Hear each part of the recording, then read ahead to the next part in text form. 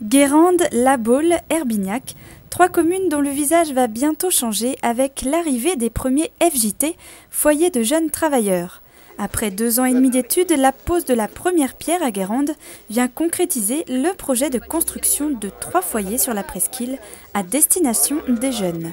Nous avons besoin à l'année d'avoir des jeunes et de leur fournir un logement pour s'insérer dans le monde du travail, aussi bien dans le domaine de l'apprentissage pour les métiers par exemple du bâtiment, où nous avons une grosse demande dans ce secteur, mais également pour les métiers du tourisme ou de la restauration. Ce sont tous les jeunes qui ont envie de venir sur notre territoire, soit en tant qu'apprentis, soit pour faire une formation, soit en contrat, on va dire, à durée déterminée, qui sur un temps donné ont besoin de se poser. Il n'y a pas normalement de conditions financières ou autres. Il faut justifier un contrat sur le territoire. Les jeunes travailleurs seront accueillis dans les foyers indifféremment de leur lieu de travail dans la presqu'île. L'opération, soutenue par la région, le Conseil général, la CAF et Cap Atlantique, aura coûté 5 millions d'euros.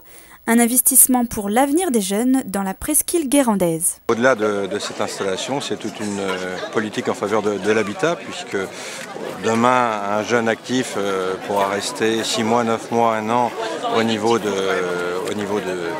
la résidence. Et derrière, il faut aussi trouver un autre type d'habitat, locatif, accession à la propriété.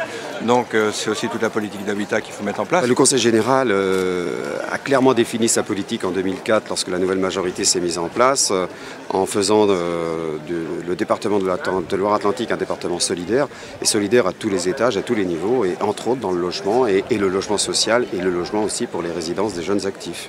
C'est vrai que c'est un projet qui s'inscrit vraiment dans une pratique professionnelle de la qualité environnementale. Et les 3 foyers de jeunes travailleurs, dont celui de Guérande, s'inscrivent d'abord dans une recherche de réduction de coûts d'énergie nécessaires à l'isolation et au chauffage plutôt.